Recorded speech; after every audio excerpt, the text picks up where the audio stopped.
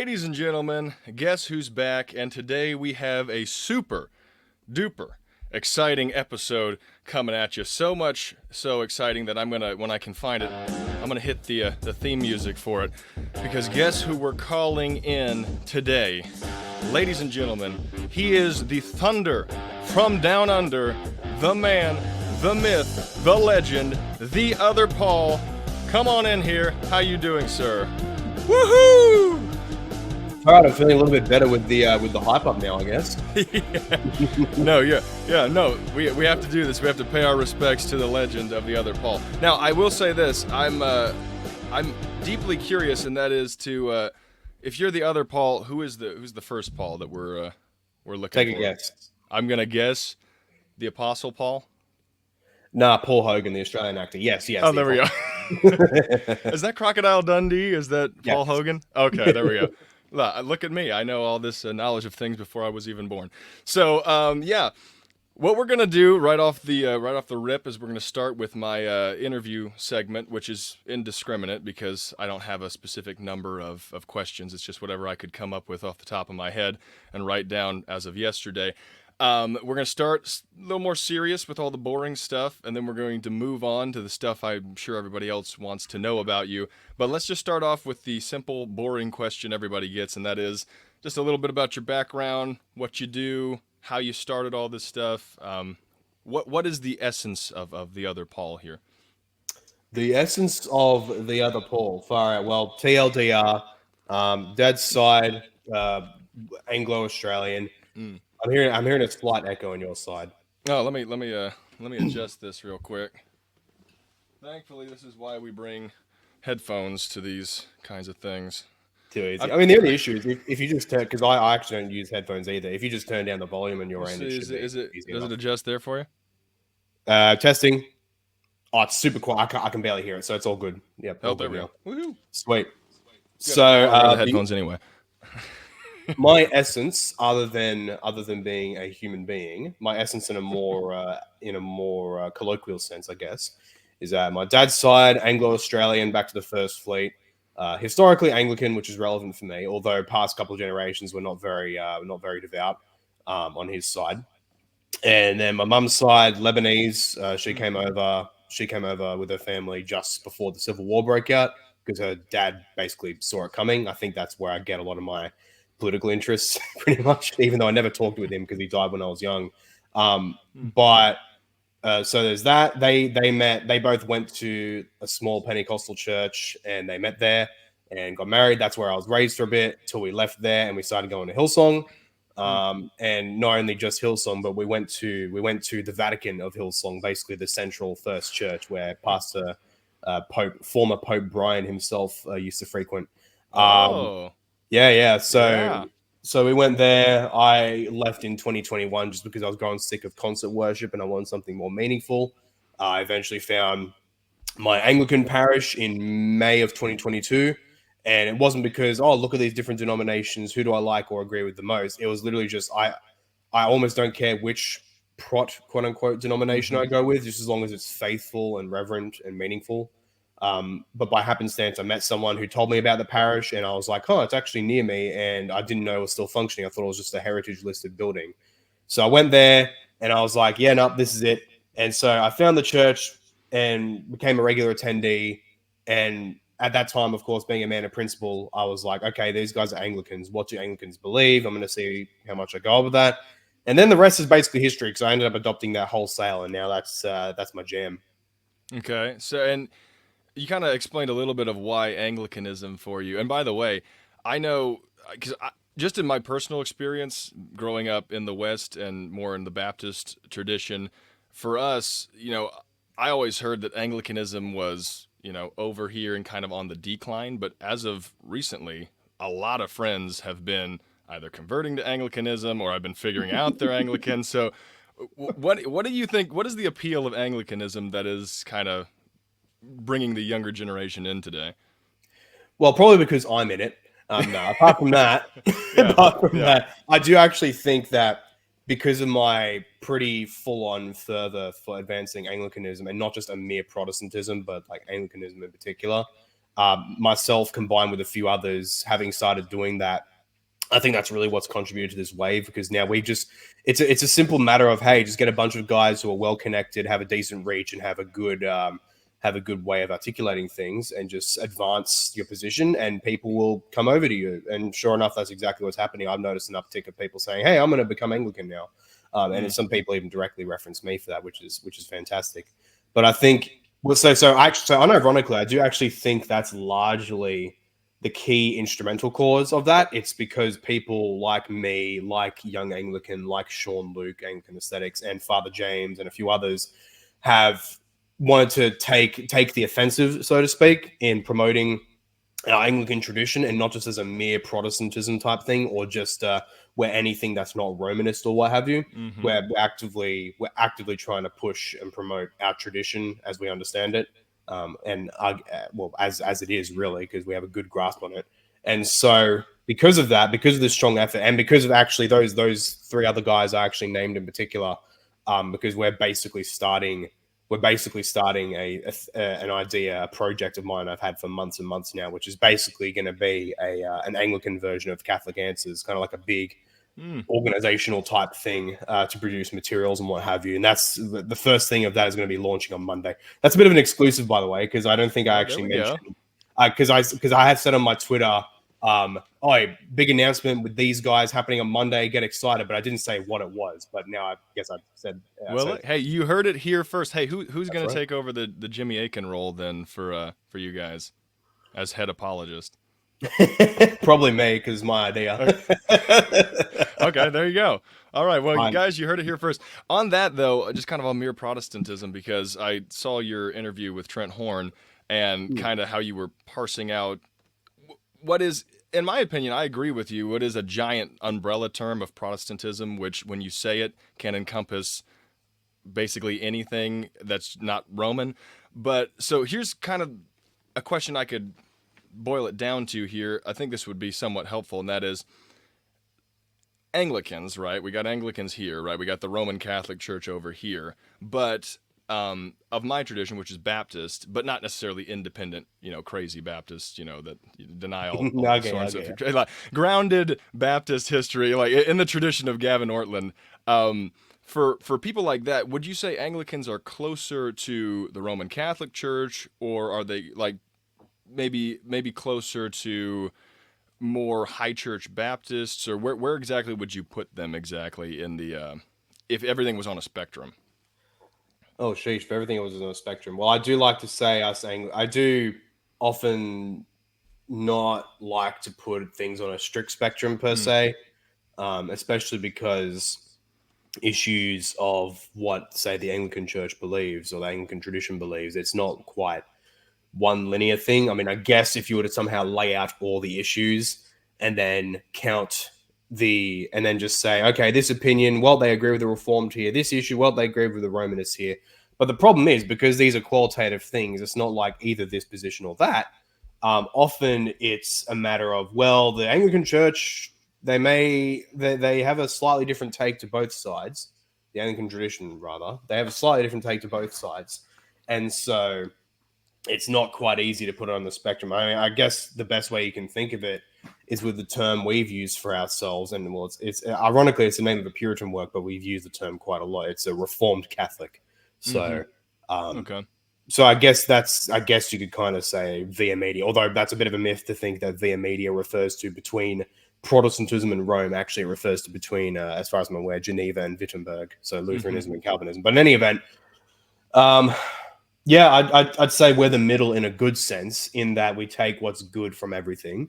Although I'd probably argue, I think some Anglicans will probably disagree with me, but I'd argue that on the spectrum we are much closer to, say, classical Reformed than we are to the Romanists. Okay. Hey, there you go. All right. So now we're getting into more of the better questions that I know everybody wants to know, and that is, all right, if all of the church denominations had their version of the Olympics, all right, what denomination's taken home the gold, which one's taken home the silver, and which one's taken home the bronze? Well, the thing with the Olympics as well is that they're different events. So in terms of the event of the mental gymnastics, Rome takes home gold easy, and silver and bronze. Um, they're probably the only ones I competing take there. them all three, Actually, and if there was actually, a fourth award, I'll say that I'll say that, but it'd probably be a close second with the Easterners as well. But I guess in terms of the game, in terms of in general, obviously in general, who's the best? Obviously, Anglican tradition number one. Although it okay, is good you're being a to homer there, but distinguish, okay. it is a necessary distinction to distinguish between the tradition in its quote unquote Platonic form versus the communion as it is today, which is not in a great state, but there's a lot of positive developments happening to help things out. But nonetheless, it's not in a great state. So, just speaking of the traditions, ignoring the states of any of the communions because they're all in a pretty bad state for the most part. I'd say obviously Anglican tradition gold, but I guess apart from Anglican tradition, gosh, who would I say second? It's a tough one between the Lutherans and the Classical Reformed. Honestly, I'd probably Mm, go with the Classical Reformed, okay. um, specifically for the reason that the Lutherans, the classical ones especially, I think they played the mystery card a bit too much, Mm-hmm. including with their Eucharistology, and it's just really frustrating. Yeah. So I think Consubstantiation's hard to understand. yeah, yeah, and well, even they don't like that term because sometimes it's set alongside views that they don't actually agree with. But in any event, I guess I'd put the Reformed in silver, and I'd put the Lutherans in bronze, and then everyone else is just let them fall where they do. That's Okay, well, probably but here's one. Who would get like the absolute last position, right? If we were ranking it up in points. gosh, that is such a tough one. Gosh, that is. I mean, I guess it depends on like how broadly you're defining. I guess are you defining these as like the mainstream lowercase o Orthodox traditions? I guess Yeah, or let's say, who qualifies will go, the Reformed, the Lutheran, the Presbyterians, the Baptists. I'll even throw in like some of the newer ones like the Nazarenes, but I mean once we start Mhm. getting into, what secularists would look at and be like, "Oh, and the Mormons Mormons and Jehovah's Witnesses are not included no. in a Protestant tradition." I guess we can define it as just a basic subscription to the Nicene Creed. I guess we can Yep. just do that as the thing. Gosh, in that case, that's a tough one. Still, gosh, I really don't know. I hate to put you Um, on the spot. Possibly, honestly, possibly the East, possibly the Oh, East, okay. just because they they play a lot of the oh look how heckin' based and traditional we are and all that. But then you look at their practices, you look at their beliefs, how they're very clearly accreted, to use Mm, Dr. Ortland's words, I guess. yeah, agreed. Yeah. But also how adamant they are on how they're apostolic, but then just like when you actually challenge them on it, just how for the most part, just how really bad and just unsystematic and unsophisticated a lot of their arguments are. Mm, And they're pretty much they do the same thing as the Lutherans with the whole mystery bro type thing, but they're even way more intense with it, like a lot more. You'll get a lot of them saying, "Oh, you can't understand orthodoxy unless you become one of us and get the phronema and the noose and all that jazz." And that drives me up the wall so much. So honestly, I'd probably say the East, even in okay. spite of like the nice aesthetics and how technically they're really old, blah blah blah. Because old doesn't old doesn't equal good, of course, Mm. as the good Cyprian said. The custom without truth is the antiquity of error. So Uh, yeah, well, I can say one thing, and that is I think that of all the traditions, it seems like the East would be the most likely to sit it out if you gave them an invitation. I think they'd probably be like, yeah. Let the West fight out who's better, that's and we're just true. not going to stand there. That's true. Okay. Actually, yeah. Yes. So, and by the way, Yeah. we have some Eastern Orthodox people that watch the program, and I love you. But Yeah. you do seem like you wouldn't participate if we invited. Yeah, I love you Okay. guys too. I love your aesthetics, which I freely take from. Yeah, they're wonderful. Okay, so being from Australia, this is everyone wants to know this, obviously, and that is how often do you have lunch with Chris Hemsworth? Unfortunately, never. I wish I Oh, could. come on, really? I'd love that. I'd love that. You don't just Well, know everybody down there? believe it or not, Australia is not as small as people may think, especially with our begrudgingly with our massive problems of mass migration in here, which I won't get further into. I say because that's a whole rabbit hole I could talk for hours about. Mhm. But yeah, otherwise, no, I haven't had lunch with Chris Hemsworth. Would love to. I don't know if he was even from Sydney or New South Wales originally. He might have been from Victoria. I'm not sure. Okay, so you're a Sydney person. Yes. Oh, wonderful. All right. I mean, I got to work on my Sydney accent now. All right. So you, you're in an airplane. All right. It's 10,000 feet in the air. So not much chance of rescue here. This thing's going down and you've got to jump. All right. What would you rather jump into? All right. We got a field of marshmallows, a field of feathers, a field of mayonnaise, and a field of jello. Field of marshmallow. Okay, so what's the relative depth of these things? Let's say that this everything is going 20 feet down. So 20 feet down. you're going to get a good. However, with the jello, you don't know, if you're getting into that, if that's going to start becoming more like a cement Yeah, that's the platform you're thing. hitting into. The feathers, I don't know why I get the feeling that, I mean, it's for me, it's honestly between, like, if it's mayonnaise, yeah, no thanks. Yeah, well, and you may go so far into it you can't get back out. Yeah, yeah. Um, And would the feathers break your fall? That's another thing at 20 feet. well, we're making a lot of assumptions here. We're assuming Mm, that these things are compacted together such that they won't just all move out of the way once I land. that's another So if thing. we make that assumption, and if they're 20 feet deep, honestly, it's between the marshmallows and the feathers. That's a tough one. That's a really Mm. tough one. Just because of my experience with pillows, I'll say the feathers. Okay, the feathers. All right. So I would have gone with marshmallows, but I think that those are the two proper answers. I mean, we'll just see who ends up surviving that one. We're going to go out into a plane after this is all done, and we're going to test this one out and see who wins. Oh, too easy. Uh, I mean, and we'll judge it by who has the least amount of injuries on their body. I think I may break a leg, but at the end of the day, all my That's vitals true. should be protected in the I'm kind of marshmallows. built like a rugby player, so I think it's a bit unfair for you. Yeah. Well, you picked feathers, so I mean, okay. Let's say someone challenges you to a debate. All right. I'm not giving you specifics of what the debate is, right? They're not going to tell you. Until you get into the room, you don't get to know what the topic's on.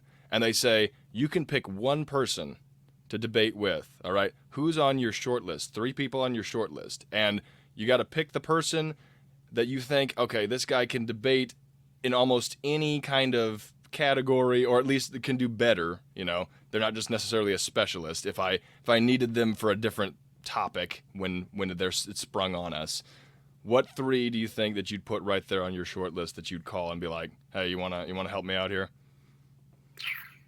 That's a good one as well. Far out. Yeah, we Far, try that's to a write really. those hot one questions here. Yeah, That's yeah. yeah. We just don't The have the nice Christian hot chicken ones. wings. We just don't Yeah, have the chicken wings. I could use some chicken wings right I now, could but too. Hey, I'll send some to you, but I mean, again, you're in Australia. yeah, no, it's all good. Just email them to me. That's Gosh, that is a how do you? Oh man, how do I even quantify that one? Because I mostly just focus on my own debating effort and not really caring for others a whole lot, I guess. So,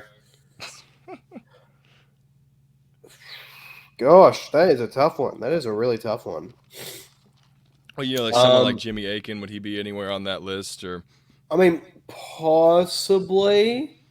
Not totally certain though, because I'll just to be straight up for people watching. This is my opinion, not his. I don't think he's completely honest when he debates mm, in a number of circumstances. So, yeah, I'm not. I wouldn't. I don't know if I'd want that. Gosh. Honestly, that is so hard for me. I don't know if I even can answer that. mm. Well, I don't think I really don't think I can. Well, we'll put a pin in that, and when we have you back on, we'll let him think about that and see who he comes up with next. I guess if that does take place and you ever find yourself in that position, I guess you're just gonna have to randomly dial people in your number and your phone and just hope that somebody pulls up. Okay, this will end the interview segment. We ask this to everybody who comes on the show, and I'm tallying up all these responses, and then in the end, when we're all dead and gone, this is going to mean something to someone, I'm sure. Right now, before I give you the question, I'll let you know we're tied up right now on answers. You can go one Okay. way or the other, and the answers are tied. So you'll be the one who breaks the tie until we have the next person on and see if we can tie it up again. Okay. Would you rather be a submarine or a hot air balloon, and why? Submarine, a lot more durable. Have a lot more capabilities, especially if we're talking about a either a hunter killer submarine or a nuclear submarine. Either There way, we go. those are awesome things. Either way, probably a hunter killer submarine. Um, and of course, because the oceans is the last unexplored frontier, so that'd be pretty epic. I knew you were a submarine guy the moment that you walked in. You just broke the tie. It was down. Warren McGrew said he wanted to be a hot air balloon. I put down submarine, and now submarine outnumbers the hot air balloons until we bring another person on. So yeah, I knew we were gonna get along on Well, this one. McGrew does say a lot of hot air, so it makes sense. I just had to. I'm sorry, I just had to. That was too He'll easy probably for me. watch this too. So okay. He made So that too easy. Warren, we love you, Warren. We want you back on sometime in the future. Okay, so we're gonna cross over to today, and I just want to preface this for all my Catholic subscribers because I know there's a good deal of you, especially since the James White Jimmy Akin debate reaction. Um, you guys are going to be on the hot seat today because most of this is going to be Catholic stuff and Catholic Oh, yeah. history and how they view history and how they interpret history. And obviously, we're not going to come down on the Catholic side of things. Or maybe, I don't know, maybe they'll make awesome arguments and we'll all convert on the spot. In which case, Paul will have to stop his his new Anglican Catholic answers True. and That's true. just join up with Catholic answers.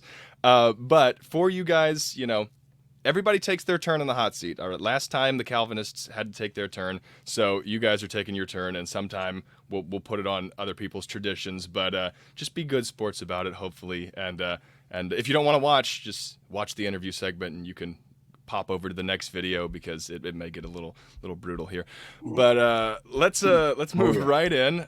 First, I have some stuff from Father Mike Schmidt, who I actually like. Father Mike Schmidt.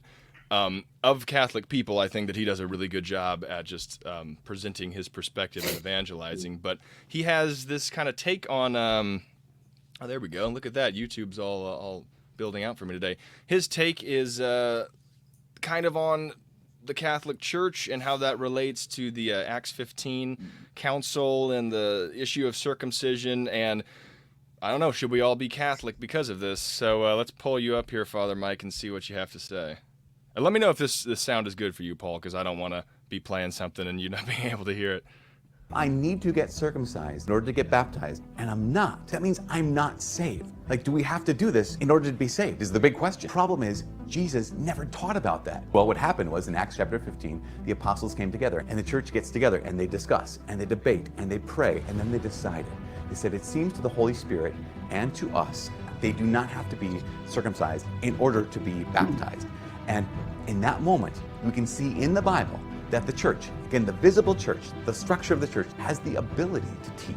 And not just to teach, but to teach definitively, not merely optionally. And if you're a student of history, you see that this is not the only time. In fact, the church has to do this again and again and again. Protestants faced a real difficulty with church history. Jesus Christ. That's for the next part. All right, let me unplatform them. Okay, so I guess his argument here is that the church can teach and teach definitively on the issue of circumcision. Now, I don't know if that would specifically get you all the way over to the Catholic Church, but I guess he's setting up kind of the maybe is this kind of a quasi not attack but undermining of sola scriptura? What I'm not sure exactly what he's going for here, but where do you come down necessarily on this? Well, this is actually a really good one to start with because it shows how a lot of the debate is based on overly simplistic categories.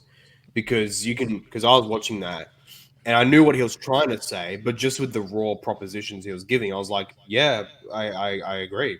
I do agree.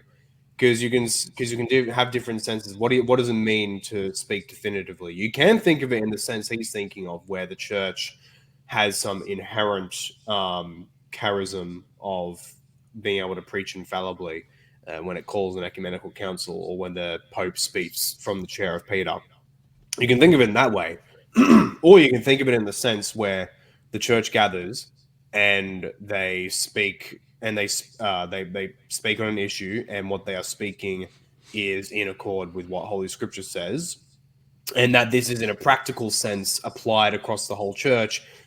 Something which is only possible, by the way, with the inclusion of the empire and the empire taking a role in global church affairs. And so, in those senses, that's perfectly fine to speak in that way. Likewise, in the sense of the apostles, because the apostles did have that special protection of the Holy Spirit and all that they taught. Yeah, they spoke definitively. But that's the issue there, you see, because we have the living apostles there, those to whom the church has always recognized universally from beginning to end, beginning to present rather, except for liberals, that they were given such a special protection and a special role from the Holy Spirit that whatsoever they preached was taken for granted as true divine revelation. So when you have apostles present, that's a bit different than just some group of later bishops gathering together and making a decision. There's a qualitative difference there. Mm-hmm. And so you can speak in a way where there was a truly divine sense of speaking definitively in Acts 15 that has just simply could not be repeated after the time of the apostles.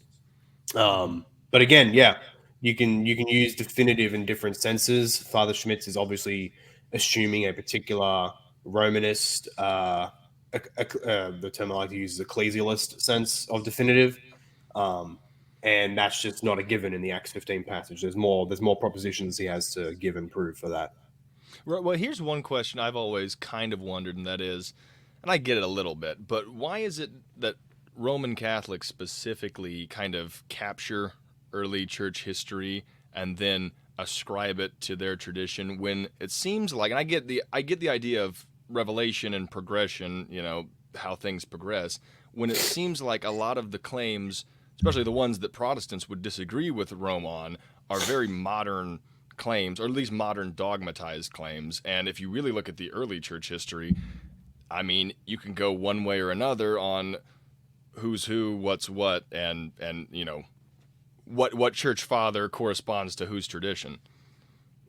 Yep, completely true. There's a lot of people don't appreciate just how, at least on certain issues, not for every issue, but certain issues in particular, that the fathers really are split amongst multiple different positions. So yes, you can't. So it's that's why I have my whole video on my channel before you claim the fathers say, where I basically say, look, if you're going to make a claim, oh, the church fathers preach this, then okay, you're going to have to appreciate how much of a claim that is. Like, have you actually done a comprehensive reading of the church fathers? Because almost nobody in history has done that. I'm sure a tiny handful of people have, but almost no one has done that. That's a massive claim, or at minimum, at least a representative reading where you can somehow discern which are the most representative sources and then just go on with those. Even that is a monumental effort as well, because there's a lot of them, including those which are just not translated yet. So, right. Yeah. Well, just real quick before we hop into the next one, just on church history, because I know this is, I know that the Roman Catholic Church specifically promotes a lot of church history, and a lot of it can line up with their doctrines. And specifically my tradition. Well, I grew up in fundamental independent Baptist circles, if you're familiar at all with that, where basically it's about as far away as you can get from church history. History looks bad for us, so we don't want to look at anything in history. All of history's bad. The Roman Catholic Church is the great whore of Revelation, and then the Protestants came out of that, and we're not any of that, basically. But it's special. Yeah, it's kind of like that. They're very scared of it. But then I started getting into church history and being like, no, I think there's a more orthodox way of looking at this stuff. But when we talk about church history, and I know your position's a little bit nuanced here, I think it's fair to say that if all of the authority of church history, if we can find a majority position, or at least pretty well, like 95% of people are agreeing on this, we can take that as fairly definitive. Now, do we have to say it's infallible? I mean, what's the line between definitive and infallible at that point? Like, I think we should look at church history. I think we should use it as an authority. And if everyone's disagreeing with us, then maybe we should revise our position under it. But I don't know if we need to raise that to the level of infallibility. I do agree. No, that's why I have elsewhere spoken of, and actually in the Trent Horn interview, I raised this as well, where you can speak of if there is a discernible, genuine consensus of the church, and so not just the church at one particular point in time in the present, because that was actually a key area of debate between the Reformation and Rome, but a consensus meaning basically, as Vincent of Lerins says it, where something is believed everywhere in all times, in all places. Something is believed in all places, in all times, by all or almost all priests and doctors of the church.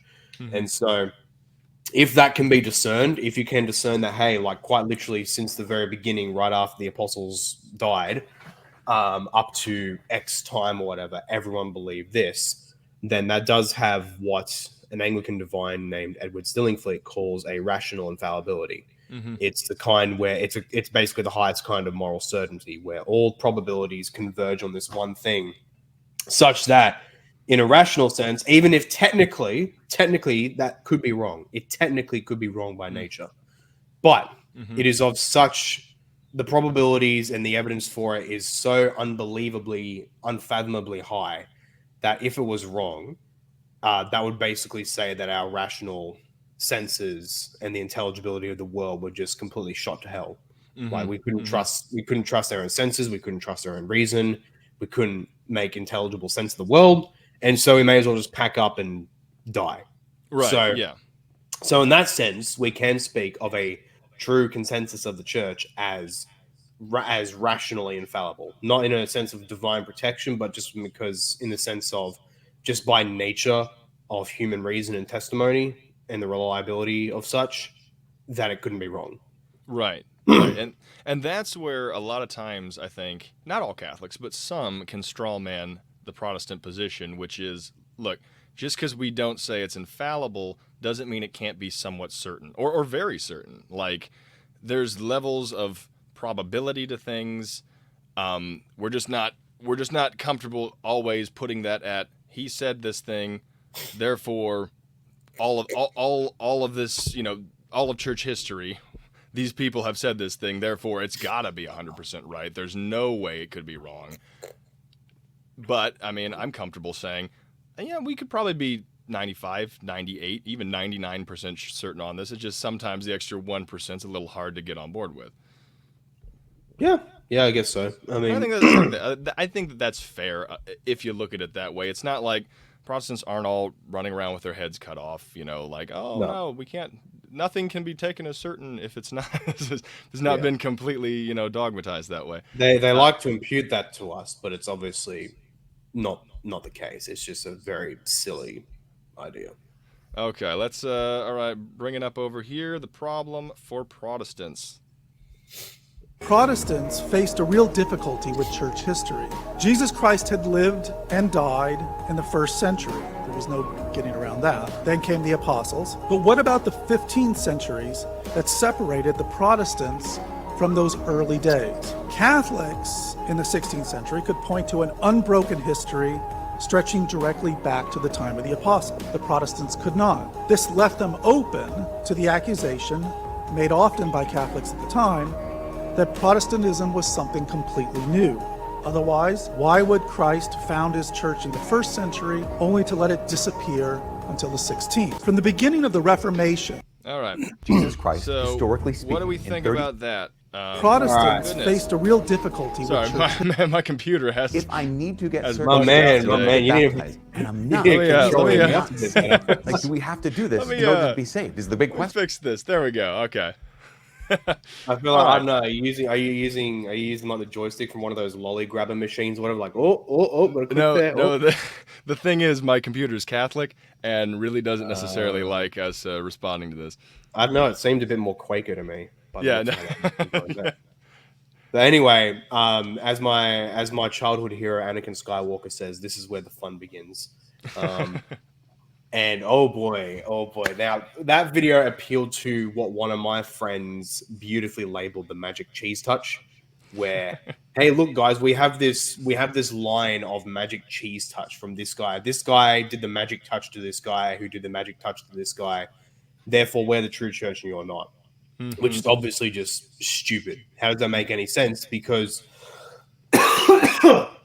everybody grants in history, and even in the present, multiple distinct communions, which can all claim apostolic succession from an apostle, and yet they're mutually exclusive with each other. Like the obvious example, Rome versus the Easterners.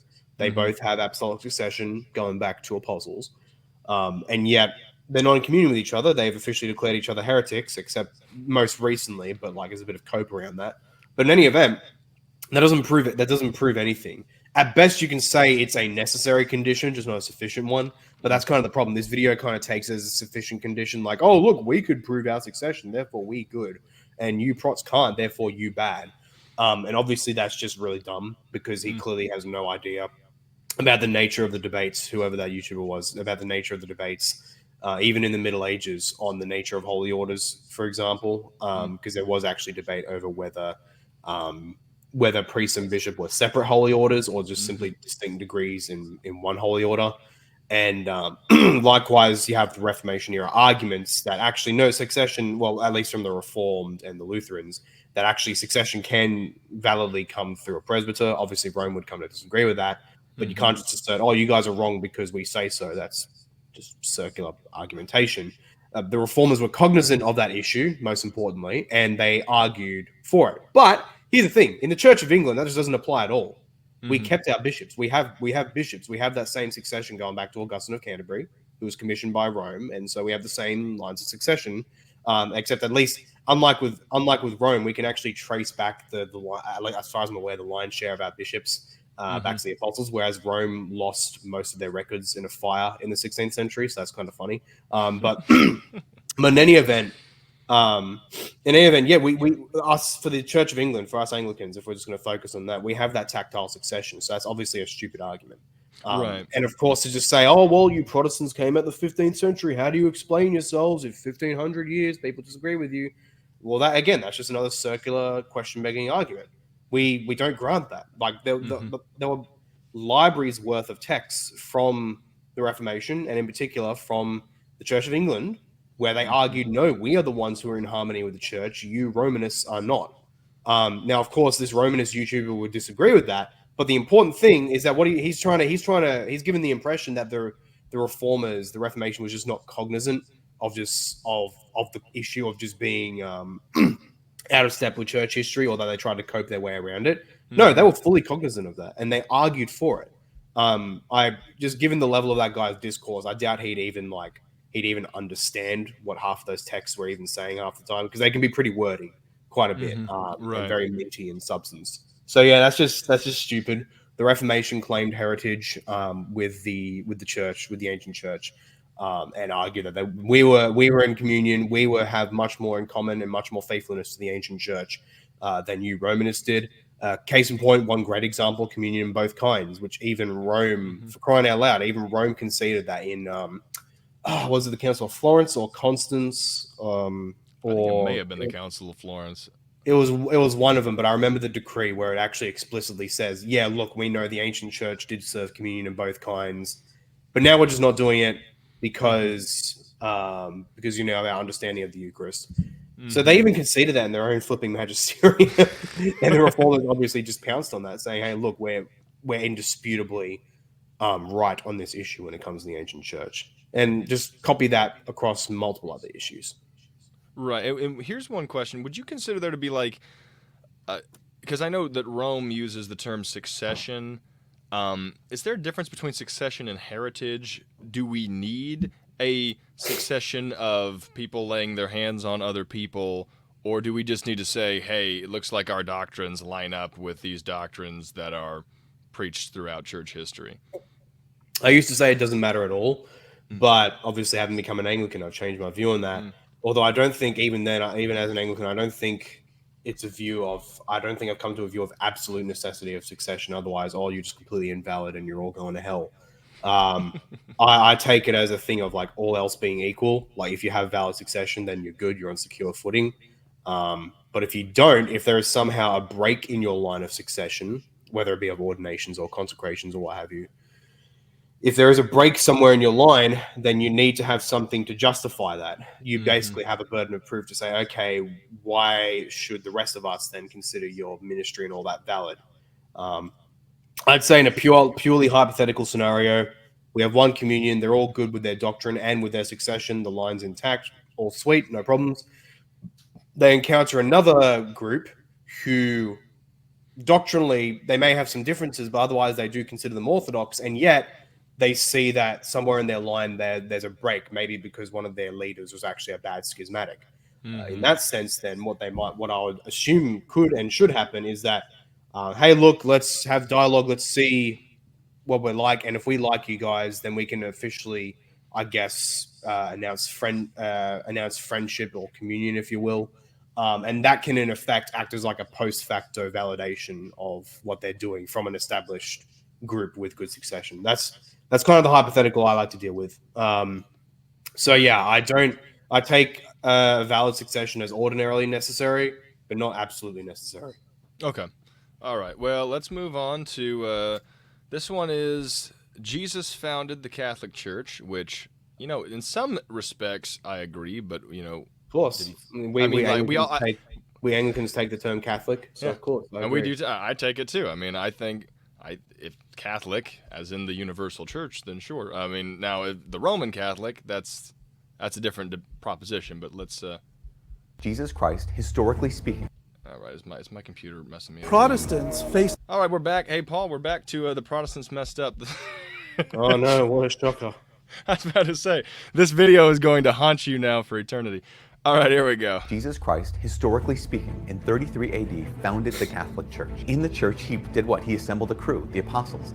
He named a first mate, Peter, as the first pope. And he assembled all these disciples, these believers. And he equipped it what? Jesus gave us the sacraments. And the church gave us the scriptures. And over the course of time, the church has always stayed on course. Now, the first mate hasn't always been great, and the crew hasn't always been great. The passengers haven't always been great. But the entire time, the church has stayed on course. And over the course of time, other Christians came along and said, I don't like everything about this ship, but where did you get the materials to start your own church?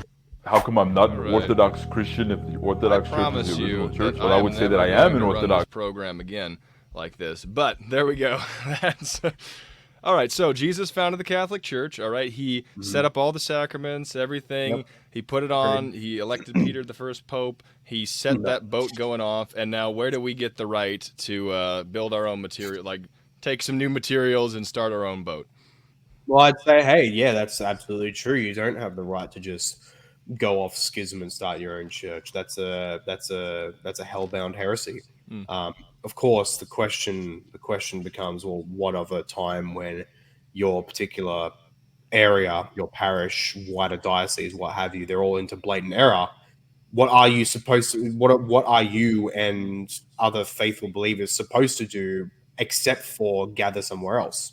Obviously, that's the case. So there's obviously debate as to when it should be done. But in any event, yeah, agreed. Christ established the Catholic Church. Christ established the sacraments. He established the apostles to establish the basis of the church to keep going into perpetuity. And the apostles gave us the scriptures by inspiration of the Holy Spirit. So in a sense, yes, the church gave us the scriptures, but there is, of course, in the Romanist apologetic, there is an equivocation in that term where they'll take that to say, oh, therefore the church has the right to define the canon and speak infallibly on this and that. No, that doesn't follow at all, because not the same sense of church. The same sense of church is not being used. The specifically what gave us the scriptures were the apostles individually and collectively, but as they were individually writing under the inspiration of the Holy Spirit and giving it to the churches. So in that sense, that's obviously not the case. And then, of course, obviously, did Christ establish Peter as Pope? No, he didn't. He just didn't. There's many good arguments for that. And I've got a debate around mid-June or so on that. So that'll be a good way to show that. Okay. And would you say, just on the Peter and the Pope situation that we deal with here, a lot of times what many Protestants will bring up is Acts 15 and how James is the one who kind of gives the final word on that. However, I've heard that as not the strongest argument against Peter as the Pope from the Catholic side. They've pointed out several errors. What would you say is like a really good argument against Jesus setting Peter up as the Pope? Well, just the simple fact that it's not there. I mean, this is one of those cases where an argument from silence is not only perfectly valid, but utterly decisive, where we make the assumption, even if you don't assume sola scriptura, because that's why I like to frame the argument. I won't just assume sola scriptura. I'll take not just the testimony of the scriptures, but also of the most ancient Christians. If you don't have any clear statement on hey, Peter, you are the Pope. Therefore, everybody must be in communion with you and your successors in the city of Rome. And when you make dogmatic judgments, they will be protected from all error, and no one has a right to dissent from them. Mm-hmm. We have nothing like that in the scriptures or in the first or second century of the church. Even when there are multiple contexts in which where that is very clearly expected to be affirmed. Because obviously an argument from silence, you can't just say, oh, well, it doesn't appear here, therefore it doesn't exist. The argument from silence, a valid argument from silence, has very tight rules, but this is one of the cases where it very clearly passes. I'm especially thinking of one of the key historic proof texts that they'd give from the work Against Heresies by Irenaeus of Lyon in the late 2nd century. Full title is something like The Detection and Overthrow of Knowledge Falsely So Called, I think. But in any event, he's bringing the scholarship, guys. I That's only right, knew yeah, that's Against right. Heresies by Irenaeus of Lyons. I could read the Greek title if I had it in front of me. But in any event, what in the key passage that's always cited in that favor, in the passage where he says in book 3, chapter 3, where he says it's necessary for everyone to obey the Church of Rome because of their preeminent authority, that is the faithful everywhere, etc., etc., etc. Now, the problem with that passage is that when you read it, it very clearly establishes that the grounds for obeying Rome is in the at Irenaeus' time is their demonstrable pedigree of their teaching. They have some of the richest pedigree of all the churches, having been founded and organized, in Irenaeus' words, by 2 apostles, Peter and Paul, and 2 of the greatest apostles at that. And so that and the demonstrable succession of their teachings, going through, hey, Paul and Peter, they ordained this guy, who went to this guy, who went to this guy, who went up to this guy in the present. They all taught the exact same thing. So in other words, for Irenaeus, he's appealing to a very rich, clear, and demonstrable historical testimony going back to the apostles in that particular city. What he never cites, and this is where a critical silence exists, he never once cites the prerogatives of the specific legal divine prerogatives of Peter or the Bishop of Rome. And which is an absolutely nonsensical silence, because that's the exact question he's addressing. How do we know who do we follow for authoritative doctrine? How do we know what is true doctrine? And obviously, the Romanist answer is principally, other than outside of the scriptures, the Romanist answer is principally the Bishop of Rome, and because of these divine prerogatives. And yet, Irenaeus not once even hints at those, which makes absolutely no sense. Especially because he himself actually visited Rome, for crying out loud. Right. So for him to just miss that utterly critical detail and just appeal to what is at best a secondary reason to obey Rome is ridiculous. Right. Yeah. Yeah. I mean, that is, if there is a more prominent reason, which is, this is commanded and scriptural, it seems like it'd be weird that you would pivot over to, well, they just have very rich doctrine over there, so we go, and not even mention the other one. So yeah, I can see that absolutely. All right, moving on to the video that started just a second ago before I was able to tell it to stop. This is why I'm a Catholic and not Eastern Orthodox. So neither one of our traditions, but we'll see. Voice of reason. This is gonna be fun. This is great. Yeah.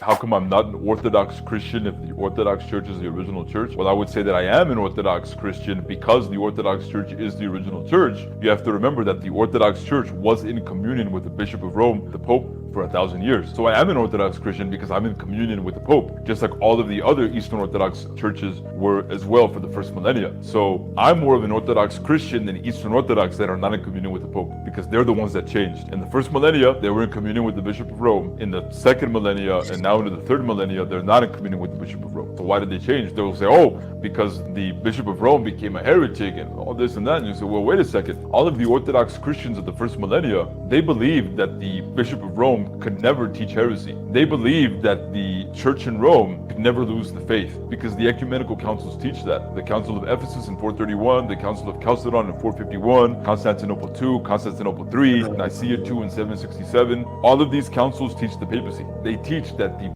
How come I'm not an Orthodox... All right. All these councils teach the papacy. A bunch of different councils he listed there. If you're not a student of history, I'm guessing you're not following all those councils, and It just sounds like a great case being made. But what say you, Paul? Well, for the most part, obviously, he's addressing the Easterners, so it's a bit of a different dialogue there, I guess. But he is making claims which are relevant for us, such as saying that first millennium, the bishops of the Eastern Orthodox bishops were in communion with Rome. For the most part, that's true, but there's actually a couple of instances where that's not the case, and they're actually very critical for this question.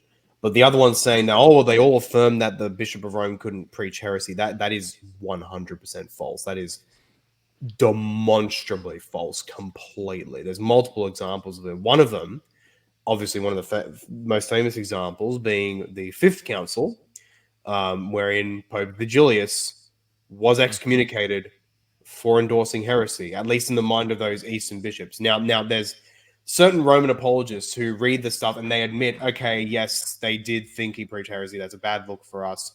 But they just say, yeah, well, they were mistaken. And so things are eventually rectified later, so it's all good. If they want to have that position, that's a distinct debate, but fair enough.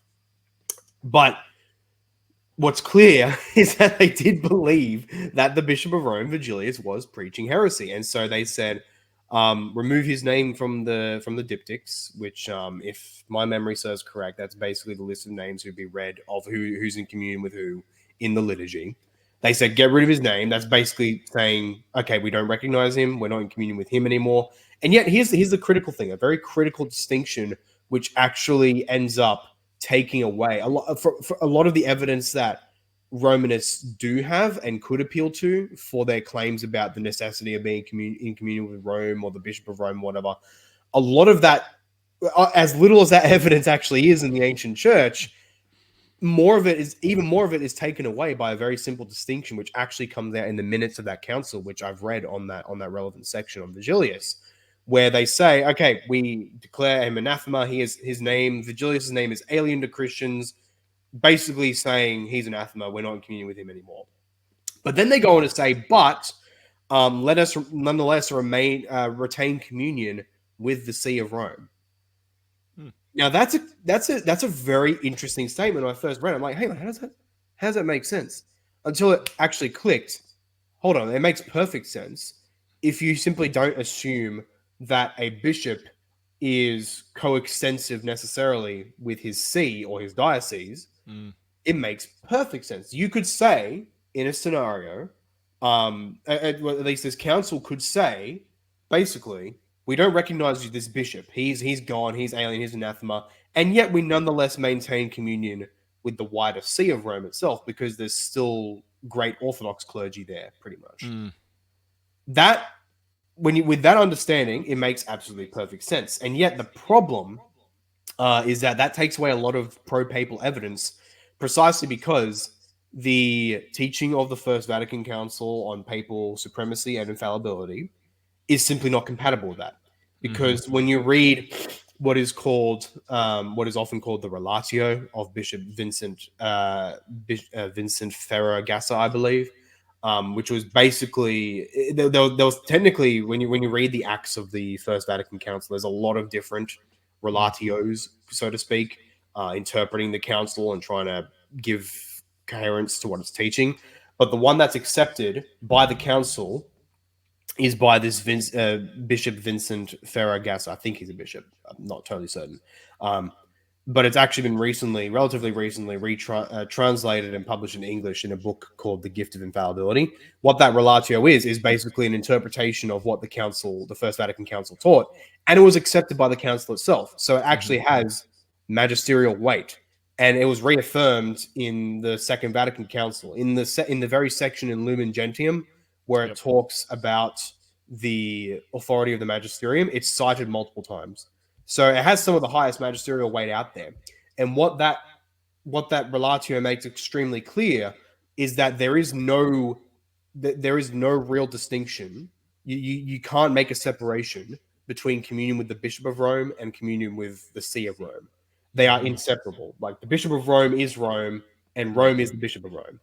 You can't separate them together. You must be in communion with the Bishop of Rome. Otherwise, you're not in communion with Rome, and thus you're outside the church. That's the issue. And so when you have the Fifth Council quite explicitly saying, we're not in communion with the Bishop of Rome, but we are in communion with Rome, the whole papal logic is thrown under the bus.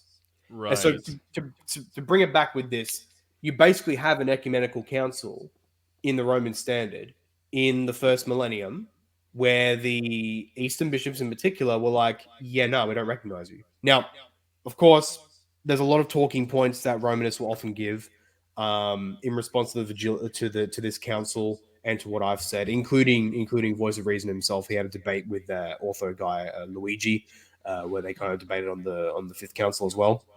But what I just raised was some very key specific points about it, which simply can't be overcome, no matter really what they say. So there's that. And then there's also another lesser known event of what's the so-called Meletian Schism, where just to bring it to the relevant part, Meletius, he had a spat with the Bishop of Rome. They were out of communion for a while, but then they came back in communion together with a truce. And the truce was to basically say, look, once Meletius dies, then this other guy whom Rome preferred would take communion over in Antioch, because Meletius was a bishop of Antioch. Meletius died, and admittedly, his own party kind of double-crossed Rome, and they appointed their own guy instead, Flavian. So there was yet another reignition of schism. Rome refused to recognize Flavian, and so ipso facto, in the Roman system, Flavian was not a legitimate bishop and was outside of the church. And yet, we have testimony that he was recognized by most of the East. He was in communion with most of the Flavian, the bishop of Antioch, was in communion with most of the East, even while Rome did not recognize him.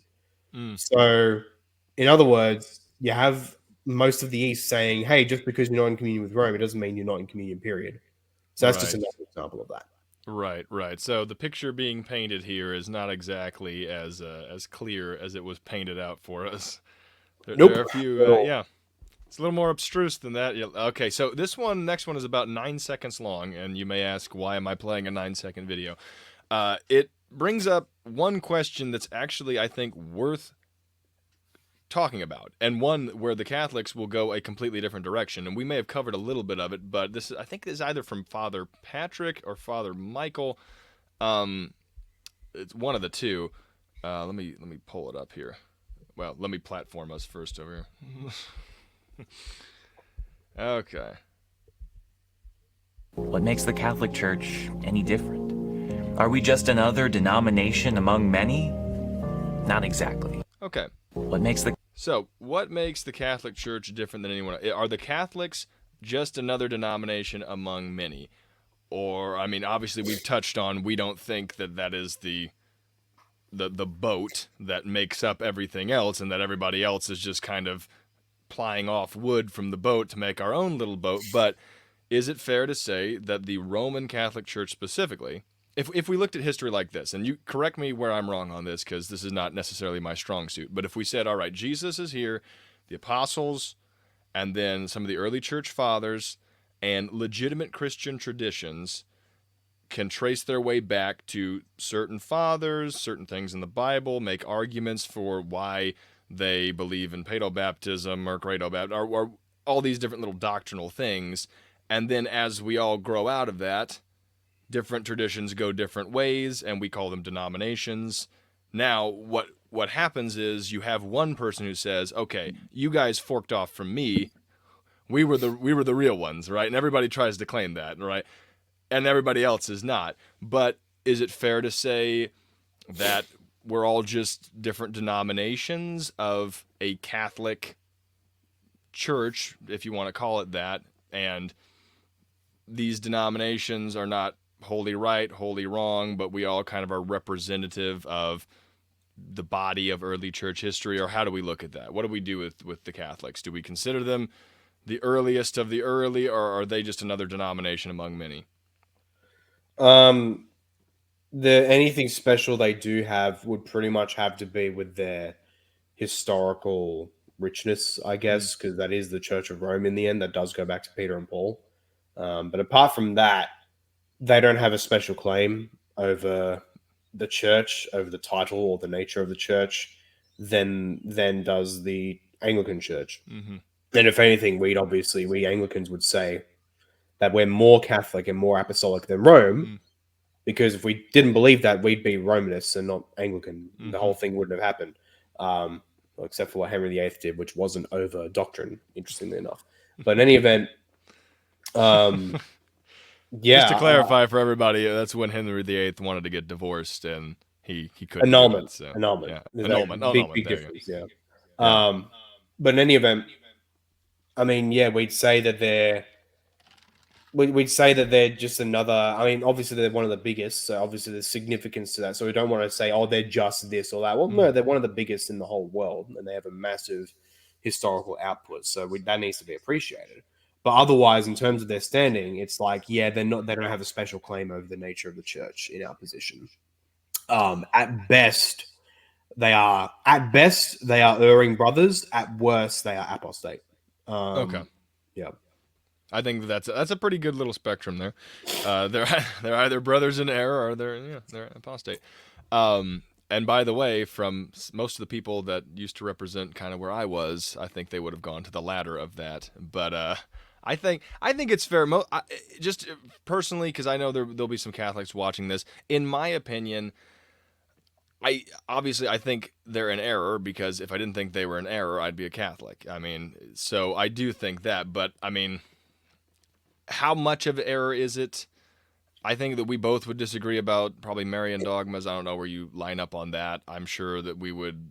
There's a lot of things we would disagree with from the Catholic perspective. But at the end of the day, they believe Jesus is the Son of God. They accept the Trinity. Like, I mean, the core essentials are there. So, I mean, I have no problem in love embracing a Catholic brother and trying to correct them when I want and letting them try and correct me, because obviously I know I'm not on the strongest of historical grounds with my tradition.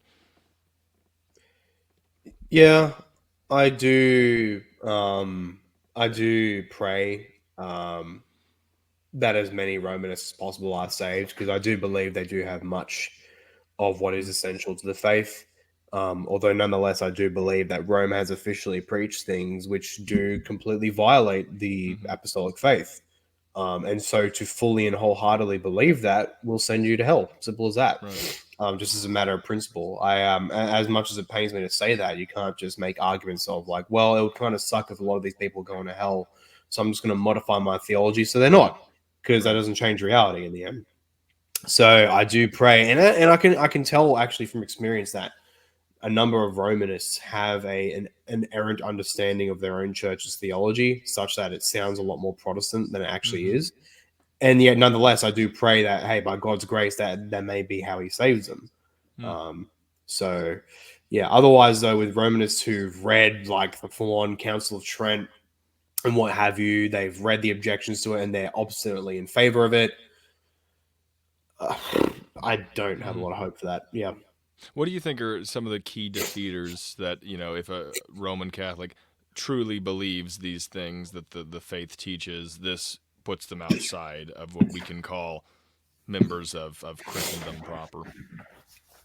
Oh man, that's a good question. Again, I'm a bit fuzzy because I'm a bit unwell right now. Right. And by the way, it's early for him, and for me, it's pretty late in the day because of just the time zone difference. So, I mean, I what is it, 8:00, 8:30 for you? Well, it's 8:20 right now.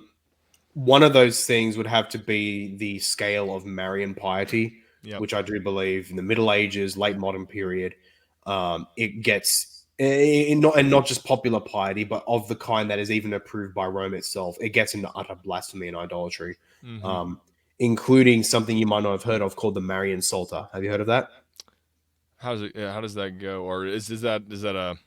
It's literally all the Psalms, but rewritten to be referring to Mary.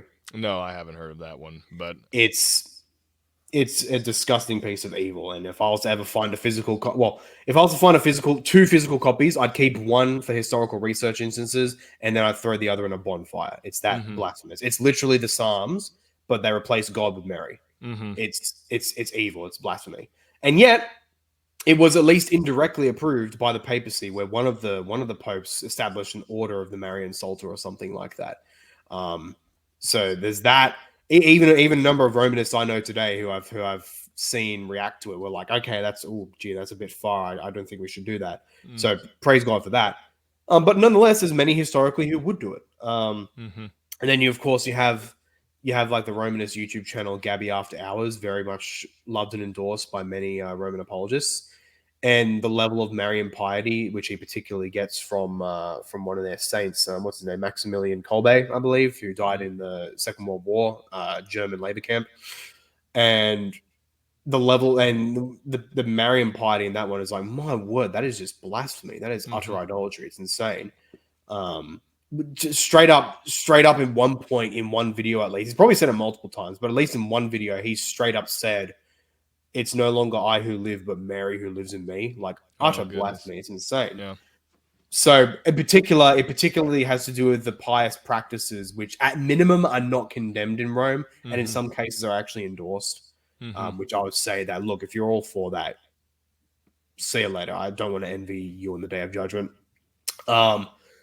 Likewise, I guess with regards to the, I'd probably say with regards to the mass as well, where, excuse me, a number of Roman apologists try to say that, oh, well, we don't believe we're re-sacrificing Christ. We're just representing him. We're partaking in the original sacrifice. And that's actually something that the reformers, and particularly the English reformers, would say with the Eucharist. Well, it's a participation in the one sacrifice and the taking of its benefits unto us, which is great and a wholesome doctrine. The problem is that's not exactly what the Council of Trent says, nor her key interpreters. Where I would basically say, look, I get you guys don't want to say it's a re-sacrifice, but it basically is. Right. If you read Trent and if you read Robert Bellarmine on the question, who interprets Trent, who is a doctor of the church in their system, not that he's infallible, but he has great weight. It basically does say, they basically do say at that time that each new mass is a distinct sacrifice of Christ. It is basically another sacrifice of Christ. Right. Is that where the term unbloody representation? Yeah, pretty much what it refers to, where he's sacrificed again, but in an unbloody manner. And now, of course, many Romanists will dispute, maybe in the comments or elsewhere who are watching this. But just know that if you dispute, know that I'm not saying this out of pure ignorance. I know that you guys dispute this. I've seen a lot of it. I have read the relevant minutes in the Council of Trent and Robert Bellarmine on the question, and I still want to read some others though. So I don't want to pretend this is like an absolutely final, definitive opinion. But just as far as I have seen, this is my honest opinion that is what they historically do teach, that the Mass is a new sacrifice of Christ, and if you genuinely believe that, and you basically do deny, and of course Trent tries to basically have its cake and eat it too, where it says, oh, but nonetheless it's still participating in the one sufficient sacrifice of Christ. Well, what does that even mean then anymore? If you are basically saying, oh, we have new sacrifices in the Mass, and you must take the Mass, you must take the Eucharist in the Mass, otherwise you're going to hell. But then, but by the way, that one sacrifice was sufficient for what does that even mean anymore? Yeah. Like, it's understandable if you simply say it in the way of the one sacrifice was sufficient, but how we accrue its benefits is by faith and by partaking in the Eucharist by faith. That's fair enough. I believe that myself. Right. But to actually not only say, okay, the Eucharist is not only accruing the benefits of the last sacrifice, but it is a new sacrifice. I'm sorry, I don't think you genuinely, I don't think you can genuinely say that and say that Christ sacrifices once for all. And if you obstinately believe that, like they did, if you take that as a whole, like there's Romanists who will deny that, and if they deny that, then that interpretation, then I say, okay, there's hope for them at least. Right. But then there are those, of course, like Robert Bellarmine, who will say that very explicitly, and for those ones, I'd say there's very little hope. I'd have to say, in my opinion, of course. Yeah. And then with their doctrines of works and grace, honestly, that's still a rabbit hole I'm still exploring, because there's a lot more complexity than most people think. So I don't know if I'll give a comment about whether people who believe what Rome officially believes about works and justification are damned or not, because I'm still not totally certain what they believe on that. So yeah, and that's an issue I've been going over for quite some time, and a lot of people want to end it. A lot of Protestants want to end it, and they're like, okay, let's go to Council of Trent, Section 6, Canon 9, and that's the end. I'm like, okay, that's just the beginning, and like there's just way too much before we can just say let's end it at Session 6, Canon 9. But All right, let's go on to the last one here. This is going to be more of a reflective one. Not really an argument being made here, but this is on Matt Fradd's podcast. And what is actually a problem, I'd say, and I know Protestant can be a little bit of a catch-all term, but what is kind of a problem right now, that's the only way I know how to describe what would represent, all these traditions as opposed to the Catholic and the Orthodox. But the problem of Protestant deconversion to Catholicism, but specifically Orthodoxy. Now, this one deals with Catholicism, but I've seen a lot of Protestants move over to Orthodoxy. In fact, in America, I don't know if anyone even really knew what Eastern Orthodoxy was, really like 10, 15 years ago. And now you'll see churches springing up everywhere. And I do wonder if that's because of the superficial nature of a lot of Protestant churches, and then kind of the Orthodox move in, and they can present a very rich tradition and very rich history, and it looks really nice, and it's very high church. But this is specifically from my tradition, I guess a former Baptist who moves on and becomes a Catholic, but it'll give us at least an ability to kind of reflect on and maybe discuss some potential problems even in our own churches of why there's groups of people that just feel the need to move on and become Catholic. And then one day, Andy and I are in a bookstore. I just start crying all of a sudden. I know it's not very macho to admit, but I start crying. I start getting emotional. And then I realize that I was made for the Catholic Church. Like, Christ did not intend for us to be without a home. And, a big part of my life has been, kind of reclaiming my traditions as an Asian American, right? Going back to my roots and who I am. And I realized that, like, the saints are my ancestors in the faith. They're my family. They are the ones in heaven who are praying for me, who are watching out for me. The history of the Catholic Church, no matter how difficult and messy it is, that's my family history. That's my church, And so I was like, why have I not been home? Why have I lived the first 20 years of my life homeless? And I told Andy that, and Andy said, Swan, God is not going to waste the time that you've been Protestant. And so I, at that moment, said, yeah, I'm going to become Catholic. What makes the Catholic Church? So, and then one day, Andy and I are in a bookstore. All right, goodbye, YouTube. All right, we don't need it anymore.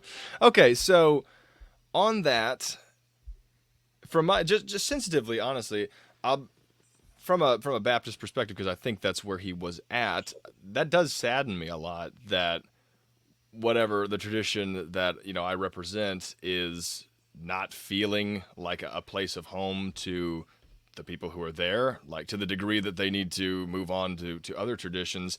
But on that, I would like to push back. I don't think, especially if you rightly understand history, that you can't in other traditions say the saints are my brothers. They represent, they are the steps that I'm standing on, and we're in a long line that continues beyond us, and we fight together in an army. However you want to put it together, I don't think that you have to deny all the things that he's saying. I don't see why it's necessary to move to Catholicism, because I don't think Catholicism actually satisfies all those things, and I think that those things can be satisfied with a right understanding of the tradition you're actually in, especially, and I will say this, especially low church Protestants do nobody any favors when they tell people, all right, don't look at church history, we don't need to look anywhere, but like put your focus right here.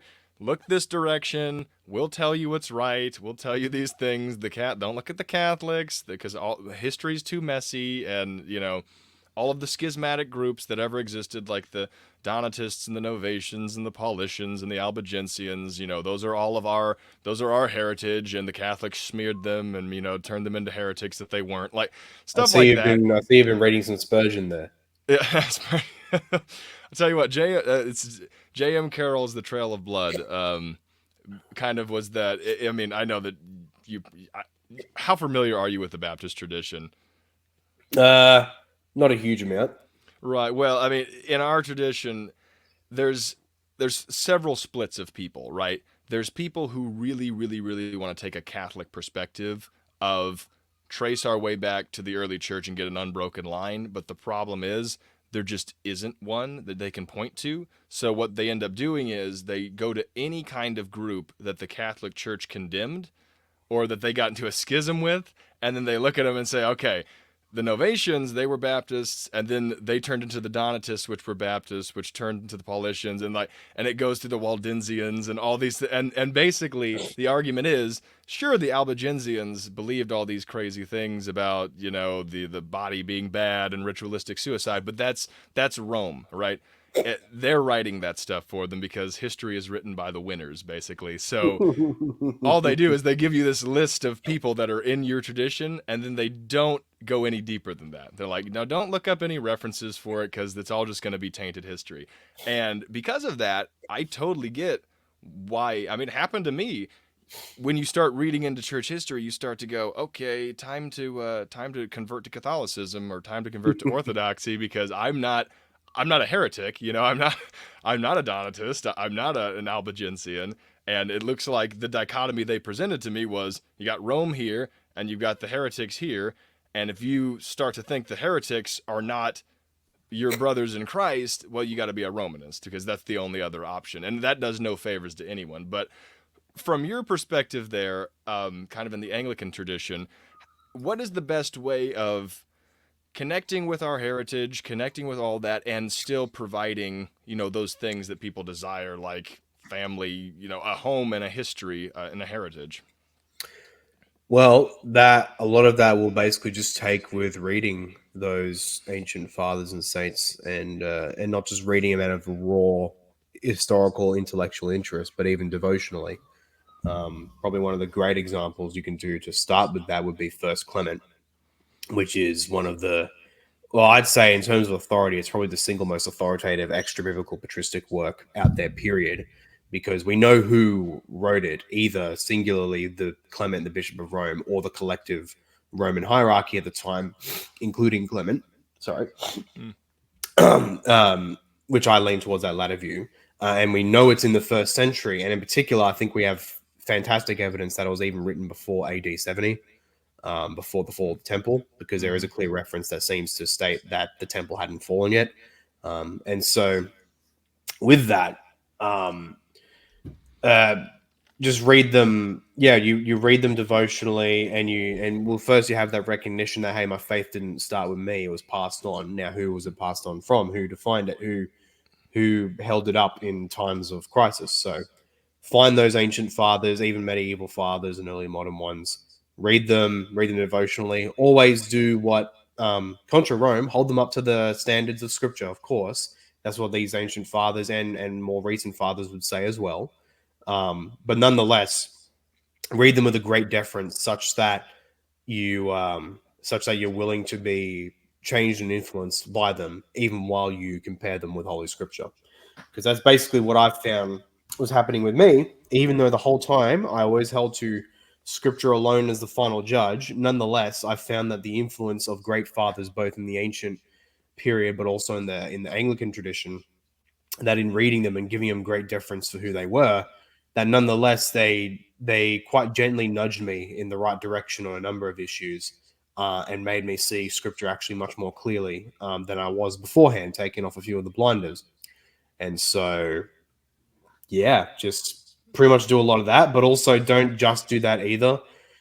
I think a bit of the problem I see with statements like swan sonners and what have you is how they treat having a church home chiefly as being in the right overall global communion, which is really the wrong way to look at it, because fundamentally you as an individual don't interact with the whole global communion, but with your local parish, your local congregation, or what have you. That's the most proximate, ultimate touch point that you have with the people of God. It is the local gathering. And so the best way people need to frame it is not to get into, who's the best looking communion or whatever, because a lot of people are disillusioned over time. People will say, look at the Roman communion, how heckin' base their teaching is and awesome and true and all that. They become Romanists, and suddenly they find their local parishes are pretty crap in many ways. And so fundamentally, you're not supposed to, obviously, this doesn't mean there's no utility in looking for the right communion, because in the end, those parishes are governed by that communion. It provides the infrastructure for it. And so ultimately what you want to do is even while reading these fathers, you don't just leave it to that, because that is the big risk where people just read and read and read and read a lot, but they don't actually get into the community of the people of God. So you have to make sure you do that as well. You have to make sure you know who your local people are. You gather with them frequently. You participate. You help any way you can. You give monetarily, if so, and you do that alongside reading the ancient fathers, so that you have a properly holistic Christian life.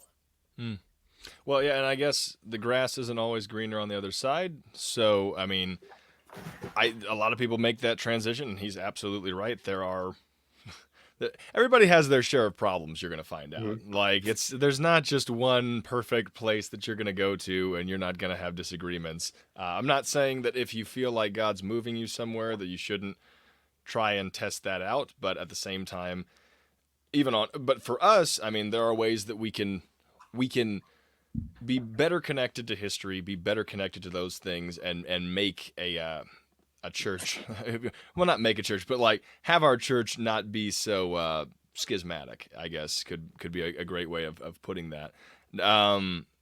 Outside of that, I just want to say super big thanks for you, coming on, making the time available this morning. This is the first time that I've ever had the chance to interview somebody from Australia, so that's super fantastic. You do any surfing down there? Is that a...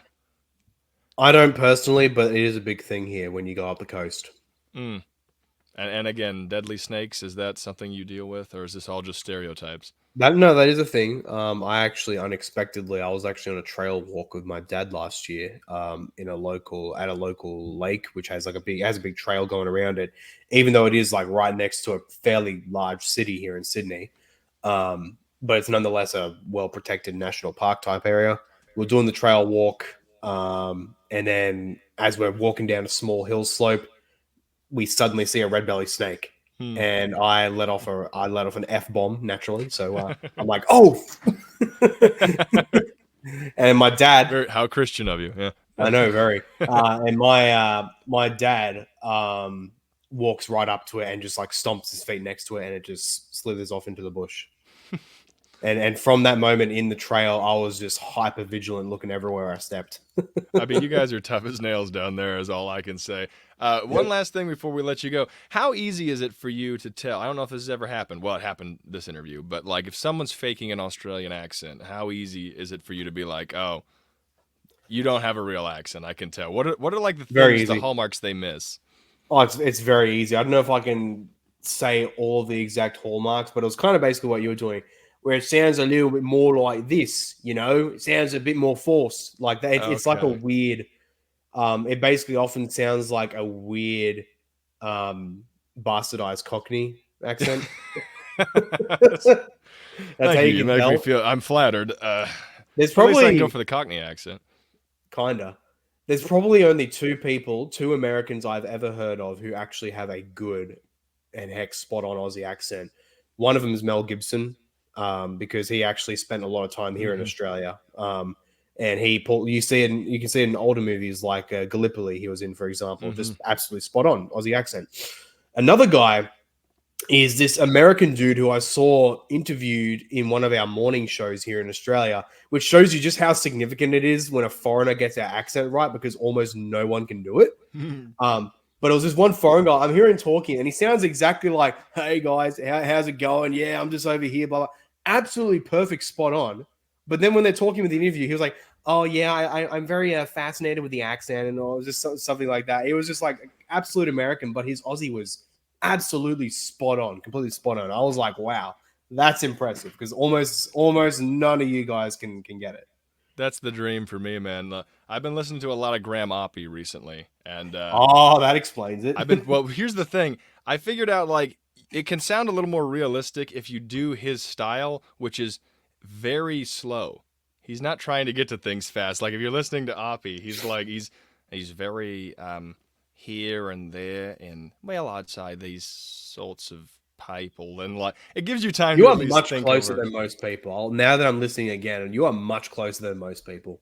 Oh, great. Well, one time we'll have to do a debate, and I'll come on as an Aussie, and we'll just do the Aussies against whoever else we can get we can get on it. But outside of that, look, thrilled to have you on. We'll have you back on sometime in the future when we come up. And for the Catholics, 100%. again, you sat in the hot seat for this one. All right, I'll pick someone else. There'll be a next guest. There'll be a different topic. You guys, we won't be after you. Feel free to get in the comments. If you're nice, I'll keep you there. If you're mean, I will still keep you there. But if I just get frustrated with you, I will remove you because I have that right. And if you're particularly mean, you can expect to see me in the comments. Okay, I may just leave you then. If Paul's gonna be running running the security for me, I'll let you guys say whatever you want. You guys have immunity in the comment section today. How's that? All right, ladies and gentlemen, let's. Where's my stinger here? It is here.